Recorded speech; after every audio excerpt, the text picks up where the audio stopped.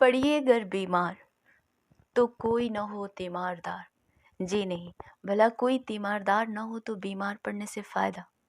اور اگر مر جائیے تو نوخواہ خواہ کوئی نہ ہو. توبہ کیجیے، مرنے کا یہ عقل خورا دقیانوسی انداز مجھے کبھی پسند نہ آیا. ہو سکتا ہے غالب کے طرفدار یہ کہیں کہ مغرب کو محض جینے کا قرینہ آتا ہے، مرنے کا سلیقہ نہیں آتا. اور سچ پوچھیے تو مرنے کا سلیقہ کچھ مشرق ہی کا حصہ ہے. اسی بنا پر غالب کی نفاست پسند طبیعت نے 1277 ہجری میں وبائے عام میں مرنا اپنے لائق نہ سمجھا کہ اس میں ان کی کسر شان تھی. حالانکہ اپنی پیشن گوئی کو صحیح ثابت کرنے کی غرض سے وہ اسی سال مرنے کے آرزومند تھے. اس میں شک نہیں کہ ہمارے ہاں باعزت طریقے سے مرنا ایک حادثہ نہیں، ہنر ہے جس کے لیے عمر بھر ریاض کرنا پڑتا ہے.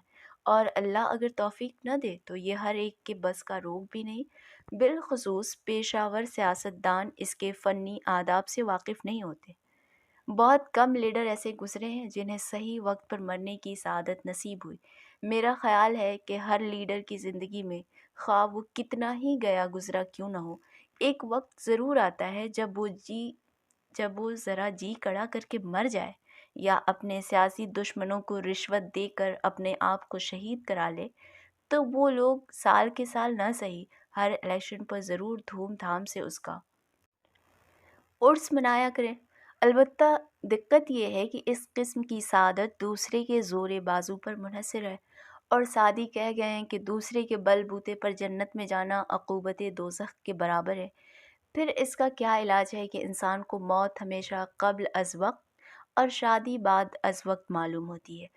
بات کہاں سے کہاں جا پہنچی، ورنہ سر دست مجھے ان خوش نصیب جوان مرگوں سے سروکار نہیں جو جینے کے قرینے اور مرنے کے آداب سے واقف ہیں.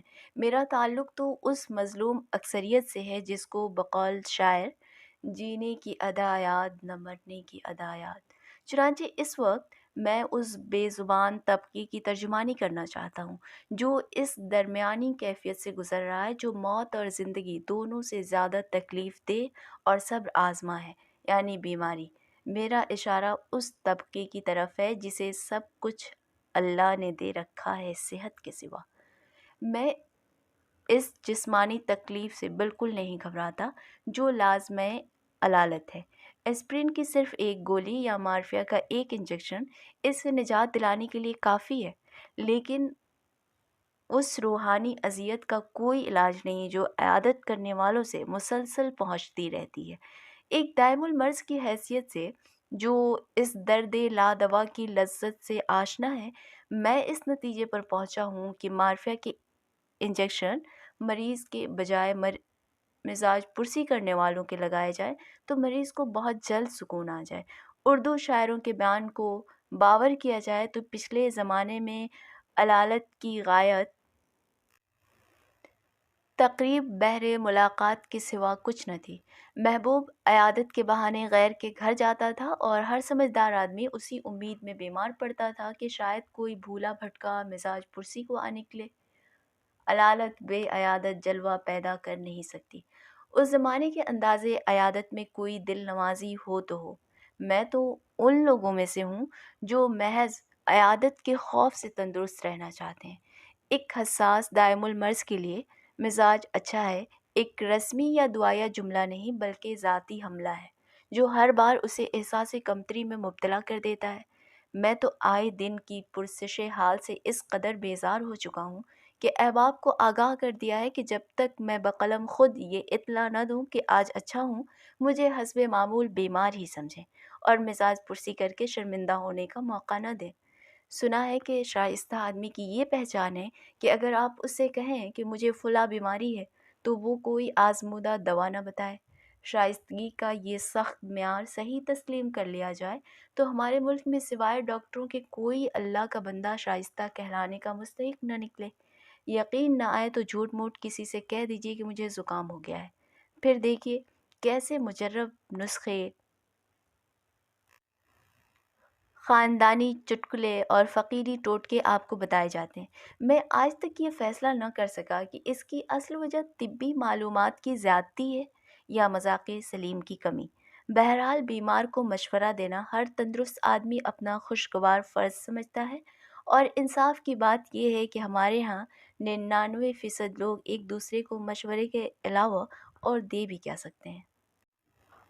بعض اوقات احباب اس بات سے بہت آزردہ ہوتے ہیں کہ میں ان کے مشوروں پر عمل نہیں کرتا، حالانکہ ان پر عمل پیرا نہ ہونے کا واحد سبب یہ ہے کہ میں نہیں چاہتا کہ میرا خون کسی عزیز دوست کی گردن پر ہو۔ اس وقت میرا منشا صلاح و مشورے کے نقصانات گنوانا نہیں، اس لیے کہ میں دماغی صحت کے لیے یہ ضروری سمجھتا ہوں کہ انسان کو پابندی سے صحیح غذا اور غلط مشورہ ملتا رہے، اسی سے ذہنی توازن قائم رہتا ہے۔ نہ یہاں ستم ہائے عزیزاں کا شکوہ مقصود ہے، مدعا صرف اپنے ان بہی خواہوں کو متعارف کرانا ہے جو میرے مزمن امراض کے اسباب و علل پر غور کرتے اور اپنے مشورے سے وقتاً فوقتاً مجھے مستفید فرماتے رہتے ہیں۔ اگر اس قول میں آپ کو کچھ جانی پہچانی صورتیں نظر آئیں تو میری خستگی کی داد دینے کی کوشش نہ کیجیے، آپ خود لائق ہمدردی ہیں۔ سر فہرست ان مزاج پرسی کرنے والوں کے نام ہیں جو مرض تشخیص کرتے ہیں نہ دوا تجویز کرتے، مگر اس کا یہ مطلب نہیں کہ وہ منکسر مزاج ہیں۔ دراصل ان کا تعلق اس مدرسہ فکر سے ہے جس کے نزدیک پرہیز علاج سے بہتر ہے۔ یہ اس شکم آزار عقیدے کے مبلغ و مؤید ہیں کہ کھانا جتنا پھیکا سیٹھا ہوگا صحت کے لیے اتنا ہی مفید ہوگا۔ یہاں یہ بتانا بے محل نہ ہوگا کہ ہمارے ملک میں دواؤں کی خاص دریافت کرنے کا بھی یہی معیار ہے۔ میں نے پوچھا، آخر آپ کو میری ذات سے کون سی تکلیف پہنچی جو یہ مشورہ دے رہے ہیں؟ فرمایا، کیا مطلب؟ عرض کیا، 2-4 دن مونگ کی دال کھا لیتا ہوں تو اردو شاعری سمجھ میں نہیں آتی اور طبیعت بے تحاشا تجارت کی طرف مائل ہوتی ہے۔ اس صورت میں خدا نخواستہ تندرست ہو بھی گیا تو جی کے کیا کروں گا؟ بولے، آپ تجارت کو اتنا حقیر کیوں سمجھتے ہیں؟ اگر انگریز ہندوستان میں داخل ہوا تو اس کے ایک ہاتھ میں تلوار اور دوسرے میں ترازو تھی، گزارش کی، اور جب وہ گیا تو ایک ہاتھ میں یونین جیک تھا اور دوسری آستین خالی لٹک رہی تھی۔ بات انہیں بہت بری لگی، اس لیے مجھے یقین ہو گیا کہ سچ تھی۔ اس کے بعد تعلقات اتنے کشیدہ ہو گئے کہ ہم نے ایک دوسرے کے لطیفوں پر ہنسنا چھوڑ دیا۔ استعارہ و کنایہ برطرف، میرا اپنا عقیدہ تو یہ ہے کہ جب تک آدمی کو خواص کی غذا ملتی رہے اسے غذا کے خاص کے بکھیڑے میں پڑنے کی مطلق ضرورت نہیں۔ سچ پوچھیے تو عمدہ غذا کے بعد کم از کم مجھے تو بڑا انشراح محسوس ہوتا ہے۔